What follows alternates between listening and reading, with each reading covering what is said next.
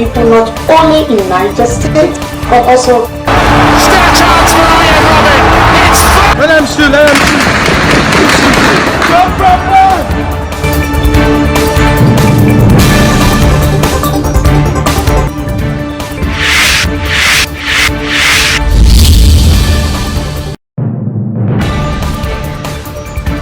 fever in Taraba due to lack of specific dialysis machine. Proposed by the federal government to finance deficit in the 2021 budget by Good afternoon and thanks for joining us and this is the Gallery TV News Update at 12. I'm Eleje Chidima. On the news headlines, AfDB President AKINWUMI ADESINA joins APC presidential race. Bandit attack another Zamfara community, kill 7 locals. ASUU ends warning strike today, may commence indefinite strike. Service withdrawal, airlines operators have promised to continue operation, says federal government. Failure to educate people are Nigerians' problem, says Pete Obi. On business news, managers crucial to healthy hybrid work culture in Nigeria. On sports news, Champions League Atete ready for defining top 4 clash with Spurs. And on foreign news, U.S. First Lady makes unannounced visit to Ukraine, says White House. And in news update, AfDB President AKINWUMI ADESINA joins APC presidential race. The President of African Development Bank, AfDB, AKINWUMI ADESINA, have joined the contest for the presidential ticket of the Ruling All Progressive Congress, APC. This is because a coalition of 28 groups consisting of Youth Arise Movement, Nigerians in Diaspora, One Nigerian Group, Prudent Youth Association of Nigeria, women's groups, farmers, people with disability and other civil society groups raised the 100 million naira fee to purchase the presidential nomination, an expression of interest form for the former agricultural minister. The coalition is led by the head One Nigerian Group, Mohammed Saleh Hassan. The development put paid to weeks of speculation that some APC chieftains were mounting pressure on ADESINA to enter the race and that it could be easier to secure presidential approval for his bid. Investigation revealed that last January, a group, Prudent Youth Association of Nigeria, PYN, had urged Dr. AKINWUMI ADESINA to join the race for the 2023 presidential election. Addressing newsmen, the spokesman of the PYN, Mr. Haruna Awode, said ADESINA has outstanding qualities needed at a crucial moment to address the myriad of problems confronting Nigeria as a nation. The group noted that as a former Minister of Agriculture and the incumbent President of AfDB, ADESINA had not disappointed or failed the nation, especially the youths. Bandits attack another Zamfara community, killed 7 locals. No fewer than 7 persons have been reported killed in Faru, a community in Maradun, local government area of Zamfara state. This comes barely 2 days after a deadly attack in another local government of the state, which left at least 48 villagers dead. The assailants, who were heavily armed, an eyewitness said, stormed the community some minutes before 2 p.m. and began to fire sporadic gunshots. Another resident narrated that in the progress, 7 persons were killed while several others sustained various degrees of gunshot wounds. However, police authorities in Zamfara have yet to react to the latest attack by bandits in the state. Efforts to reach the command spokesperson Mohammed Shehu for comment were not successful at the time of this report. ASUU ends warning strike today, may commence indefinite strike. The leadership of the Academic Staff Union of University ASUU may roll over the ongoing 2 months of warning strike following the inability of the federal government to meet most of the demands of the union.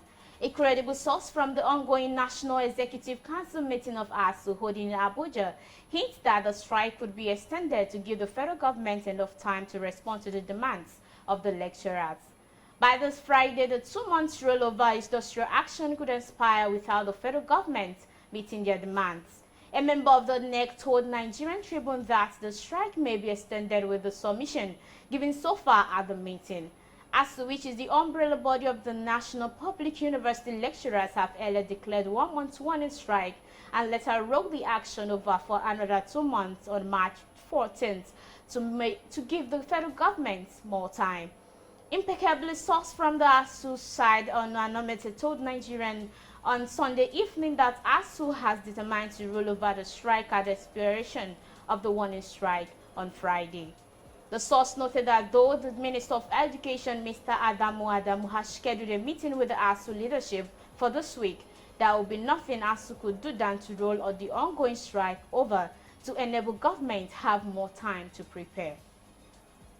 Still on the news, service withdrawal, airline operators have promised to continue operations, says federal government. Some members of the Airline Operators of Nigeria, AON, has reviewed their decision to withdraw service across the country from Monday. The federal government have assured Nigerians.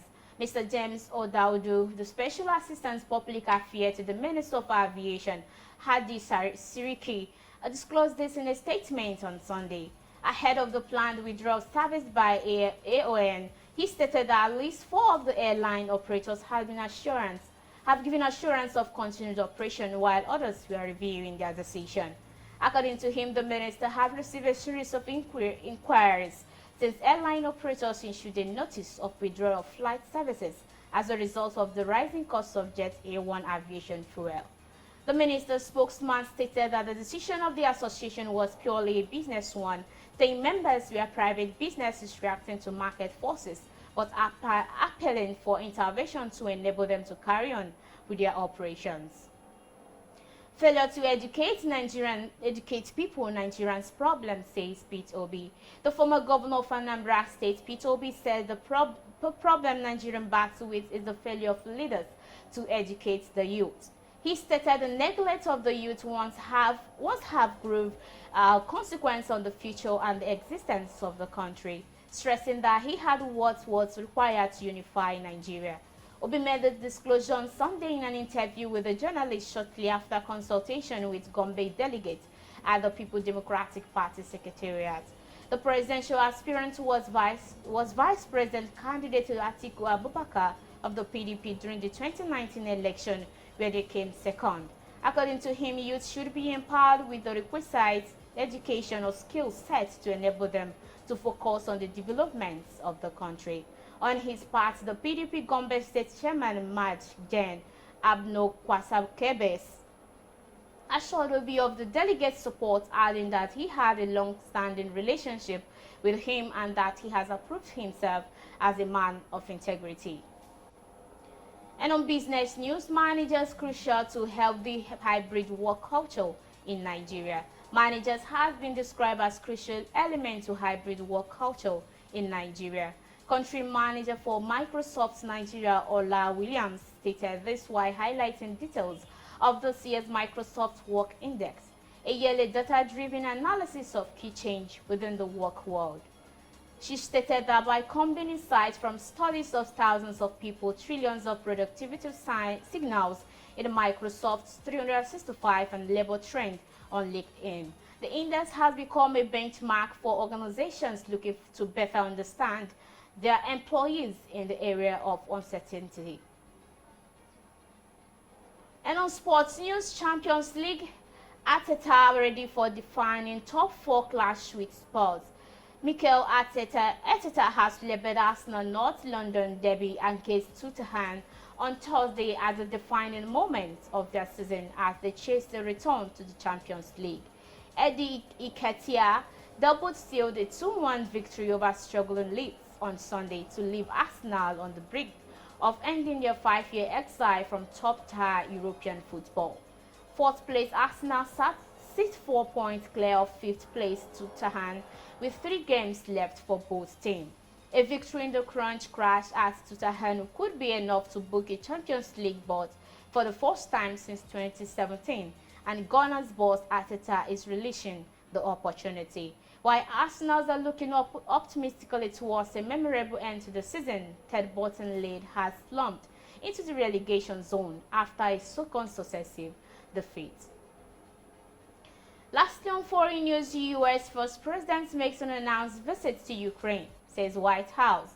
Ukrainian forces braced Sunday to defend their final bastion in the devastated port city of Mariupol, desperate to deny Russia a symbolic win on the eve of Moscow Victory Day celebration. Kyiv allies lent their support with U.S. First Lady Jill Biden and Canadian Prime Minister Justin Trudeau making unannounced visit to Ukraine, and G7 leader to join President Volodymyr Zelensky on video call. But fierce fighting continues on the ground. Shillings and major strike have intensified in the build-up to the World War II anniversary, and rescuers are searching for 60 Ukrainian civilians killed in the bombing of a village school. Zelensky marked the day commemorating the end of the 1939 to 1945 war by comparing Ukraine's battle for national survival to the region's war of resistance against its former Nazi occupiers. The decade after World War II, darkness has returned to Ukraine, and it has become black and white again, says Zelensky. In a monochrome social media video shot against the backdrop of a bombed-out apartment block. Zelensky was also to meet G7 leader via video conference to discuss the crisis, and European diplomats will meet again next week to hammer out the details of the latest sanction package against Moscow. And that's all we have on the Gallery TV News update at 12. I'm Eleje Chidema. For more information, do visit us via social media platforms on Facebook, Instagram, and Twitter. Thanks for watching.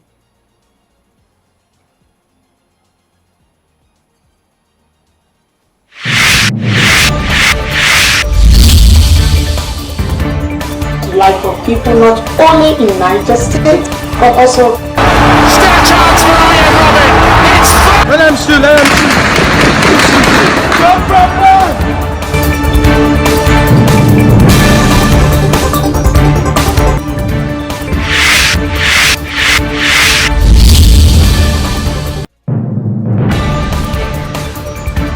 Fever in Taraba due to lack of specific dialysis machine. Proposed by the federal government to finance deficit in the 2021 budget by April.